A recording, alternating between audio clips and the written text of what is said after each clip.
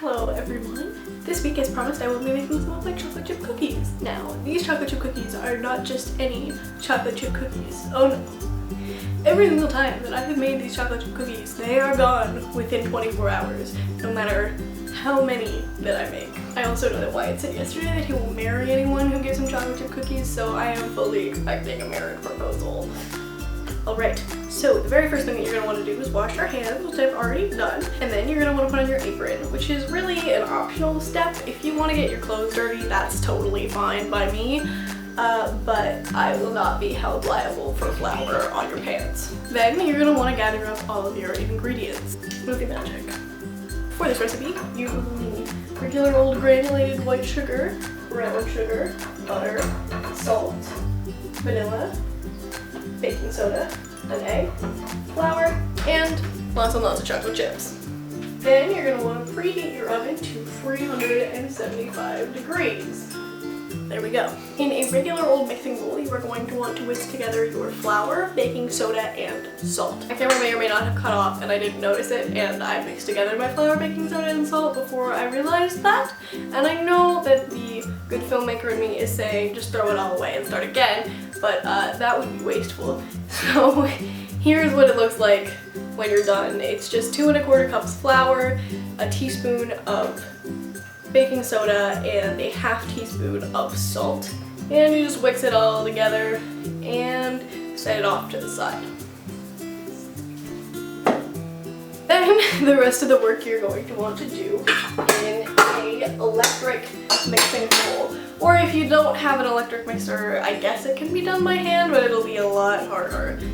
So, you take, oh my gosh, you take 1 cup of unsalted butter. If you don't have unsalted butter, you can probably use salted butter, but just leave the salt out of the earlier mixture, and it should work relatively the same, but it's better if it's unsalted butter.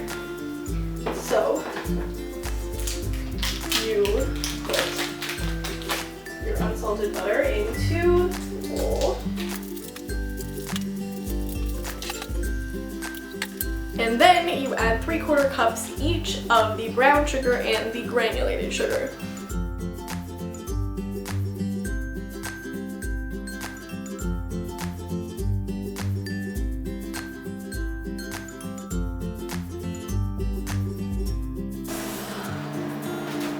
Quick tip for if your brown sugar gets really hard, wet a paper towel and like squeeze out the excess water and then place it on top of your brown sugar container and stick it in the microwave for about 30 seconds, and then you'll be pretty much good to go.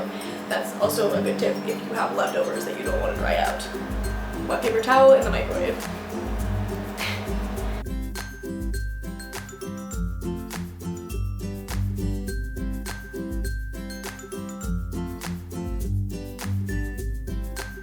There you have 3/4 cup brown sugar, 3/4 cup regular white granulated sugar, and 1 cup of unsalted butter. Then you want to put it into your mixer.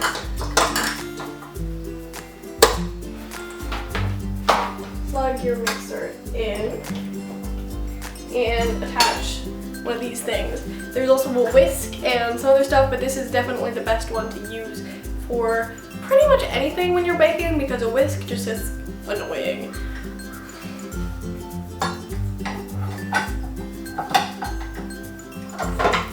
So, and then turn it on to a medium-ish speed and whisk all of that together until it's sort of light and fluffy.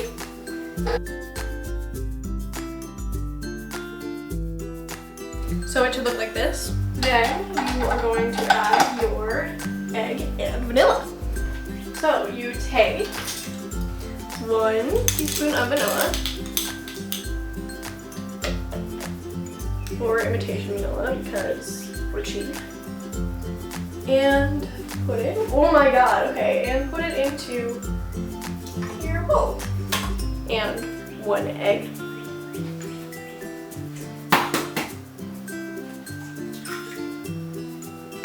And once again, just sort of mix it until it's light and fluffy. Add the the dry ingredients that we set aside earlier into your wet ingredients. Don't do this all at once because you will get a giant poof of flour in your face. I generally do it in about 3 parts. So you kind of add about 1/3 of your dry mixture into your wet mixture. And go slowly at first and then faster until it's all mixed in. And again, take about 1/2 of your now 2/3 mixture. Put it in. And mix slowly and then faster. Scrape down the sides some just so it's all mixed in. And then comes the really fun part, chocolate chips. I have a specific amount that it says put in the recipe that I have, but generally just put in as many chocolate chips as you want until it looks good and chocolate chippy. And there we go, that is the completed chocolate chip cookie dough. Then it is time to put it onto the cookie sheets. So, you have your cookie sheets. You let your pan fall to take the cap off for you, and then you just sort of spray it. Ooh, that's disgusting. If that happens, kind of wipe it down with a paper towel to spread it all around, and you're good to go. Then it's pretty much self-explanatory if you've ever made cookies before. You just kind of take a little bit, roll it into a ball. This is a good sized ball, it's about 1 inch.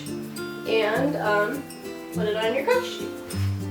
And just pretty much keep doing that for a while. This recipe makes a lot of cookies, so no need to double if you need like 40 cookies, because this will do it.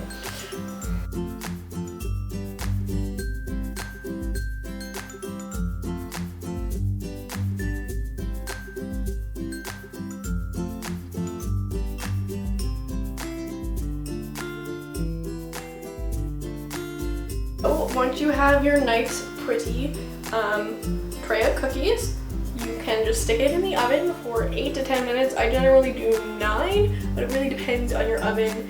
So probably start with 8 minutes, and if they look good to go, take them out. If not, put them in for a minute longer, then a minute longer. Pretty intuitive, really. It might take some experimentation. And then you wait in agony until your cookies are done. And okay, so once your timer goes off, you put on your flammery oven mitts and you open the oven and take the cookies out.